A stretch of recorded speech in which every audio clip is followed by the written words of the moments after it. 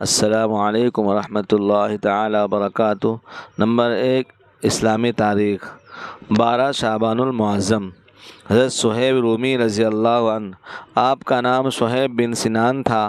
آپ اصلاً عرب ہیں، لیکن بچپن میں رومی فوج نے ان کے گاؤں پر حملہ کر کے لوٹ لیا تھا اور بچوں کو اٹھا لے گئے۔ ان میں ایک بچہ یہ بھی تھے۔ ان فاجیوں نے سارے بچوں کو غلام بنا کر بیچ دیا۔ جب وہ بڑے ہوئے تو وہاں سے بھاگ نکلے اور مکہ چلے آئے۔ چونکہ آپ روم سے آ کر مکہ میں بسے، اس لیے لوگ صہیب رومی کہنے لگے۔ مکہ میں انہوں نے تجارت کا پیشہ اختیار کرا۔ اللہ تعالیٰ نے ان کے مال میں بڑی برکت دی اور کافی مالدار ہو گئے۔ ایک مرتبہ حضرت صہیب رومی رضی اللہ عنہ تجارتی سفر سے مکہ واپس آئے تو حضور نے ان کی ایمانی دعوت کی شروع ہونے کی خبر سنائی۔ حالات کی تحقیق کی۔ آپ نے ملنے دار ارقم پہنچے تو اسی وقت حضرت عمار بن یاسر رضی اللہ عنہ بھی پہنچے۔ دونوں نے ایک ساتھ اسلام قبول کر لیا۔ ہجرت کے دوران جب کفار نے روکنا چاہا تو اپنے مال و دولت کا پتہ بتا کر ان کو واپس کیا اور پھر ہجرت فرمائی۔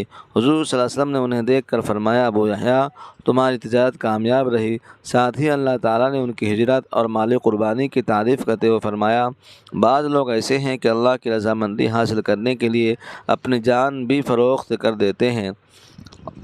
سورہ بقرہ۔ ان کا انتقال 73 سال کی عمر میں سن 38 ہجری میں مدینہ میں ہوا اور وہیں دفن ہوئے۔ نمبر 2، حضور صلی اللہ علیہ وسلم کا معجزہ، کھجوروں میں برکت۔ حضرت ابو ہریرہ رضی اللہ عنہ چند کھجور لے کر رسول اللہ کی خدمت میں حاضر ہوئے اور عرض کیا، اللہ کے رسول، ان کھجوروں میں برکت کی دعا کر دیجیے۔ رسول اللہ نے اسے لیا اور برکت کی دعا فرمائی اور فرمایا، اس کو اپنی تھیلی میں ڈال دو۔ جب وہ کھانا چاہا تو ہاتھ ڈال کر لے لینا، لیکن تھیلی کو کبھی مت خالی کرنا۔ حضرت ابو ہریرہ رضی اللہ عنہ فرماتے ہیں کہ میں ایک مدت تک اس میں سے اللہ کے راستے میں خرچ کرتا رہا، خود بھی کھاتا اور گھر والوں اور مہمانوں کو بھی خوب کھلاتا رہا۔ وہ تھیلی میری کمر سے کبھی الگ نہیں ہوئی، لیکن جس دن حضرت عثمان غنی رضی اللہ تعالیٰ عنہ کا قتل ہوا، اس دن وہ تھیلی مجھ سے کھو گئی۔ ترمذی۔ نمبر 3، ایک فرض کے بارے میں۔ رسول اللہ نے فرمایا، قسم ہے اس ذات کی جس کے قبضے میں میری جان ہے، تم پر ضروری اور لازم ہے کہ بھلائیوں کا حکم کرو اور برائیوں سے روکو، ورنہ قریب ہے کہ اللہ تعالیٰ گنہگاروں کے ساتھ تم پر سے اپنا عذاب بھیج دے۔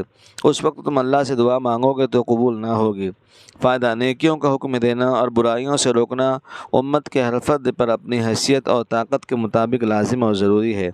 نمبر 4، ایک سنت کے بارے میں، وضو کے بعد کی دعا۔ رسول اللہ نے فرمایا، جس نے اچھی طرح وضو کیا پھر اس دعا کو پڑھا، اس کے لیے جنت کے 8 دروازے کھول دیے جاتے ہیں، جس دروازے سے چاہے داخل ہو جائے۔ دعا یہ ہے، اشہد ان لا الہ الا اللہ وحدہ لا شریک لہ واشہد ان محمدا عبدہ ورسولہ اللہم اجعلنی من التوابین واجعلنی من المتطہرین۔ نمبر 5، والدین کی قبر کی زیارت کرنا۔ رسول اللہ نے فرمایا، جو شخص ہر جمعہ کو والدین کی یا ان میں سے کسی ایک کی قبر کی زیارت کرتا ہے تو اس کی مغفرت کر دی جاتی ہے اور اسے والدین کا فرما بردار لکھ دیا جاتا ہے۔ نمبر 6، گناہ کے بارے میں۔ مرتد کی سزا جہنم ہے۔ قرآن میں اللہ تعالیٰ فرماتا ہے، یقیناً جو لوگ ایمان لائے پھر کافر ہو گئے، پھر مسلمان ہوئے، پھر کافر ہو گئے، پھر اپنے کفر میں بڑھتے چلے گئے تو ایسے لوگوں کو اللہ تعالیٰ ہرگز نہیں بخشے گا اور ان کو سیدھی راہ بھی نہیں دکھائے گا۔ سورہ نساء۔ نمبر 7، دنیا کے بارے میں۔ دنیا داروں سے دور رہنا۔ قرآن میں اللہ تعالیٰ فرماتا ہے، آپ ایسے شخص سے اپنا خیال ہٹا لیجیے جو ہماری نصیحت سے منہ موڑے اور دنیاوی زندگی کے علاوہ ان کا کوئی خاص مقصد نہ ہو۔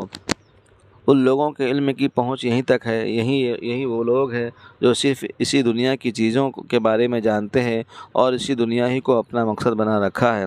نمبر 8، آخرت کے بارے میں۔ حوض کوثر۔ رسول اللہ نے فرمایا، میری حوض کوثر کی مسافت 1 مہینے کی ہے، جس کا پانی دودھ سے زیادہ سفید ہے اور اس کی خوشبو مسک سے زیادہ اچھی ہے اور اس کے پیالے آسمان کے ستاروں کی طرح بہت زیادہ چمکدار ہے، جو اسے پیے گا کبھی پیاسا نہ ہوگا۔ بخاری۔ نمبر 9، طب نبوی سے علاج۔ چقندر یعنی بیٹ روٹ کے فوائد۔ ایک مرتبہ منذر بنت قیس رضی اللہ عنہ کے گھر پر رسول اللہ کے ساتھ ساتھ حضرت علی رضی اللہ عنہ بھی کھجور کھا رہے تھے تو رسول اللہ نے فرمایا، علی بس کرو، اس لیے کہ تم ابھی کمزور ہو۔ منذر کا بیان ہے کہ میں نے ان کے لیے چقندر اور جو کا کھانا تیار کیا تو رسول اللہ نے حضرت علی سے فرمایا، علی اس کو کھاؤ، اس لیے کہ یہ تمہارے لیے فائدہ مند ہے۔ فائدہ، چقندر اور جو قوت بخشتا ہے اور کمزوری کو دور کرتا ہے۔ نمبر 10، نبی صلی اللہ علیہ وسلم کی نصیحت۔ رسول اللہ نے فرمایا تم اپنے مرنے والے رشتہ دار کو لا الہ الا اللہ کی تلقین کیا کرو۔ مسلم۔ فائدہ: تلقین کا مطلب یہ ہے کہ کلمہ کو اس طرح آواز سے پڑھنا چاہیے کہ مرنے والا سنے اور سن کر ویسا ہی خود پڑھنے لگے۔ اللہ تعالیٰ ہم سب کو عمل کی توفیق عطا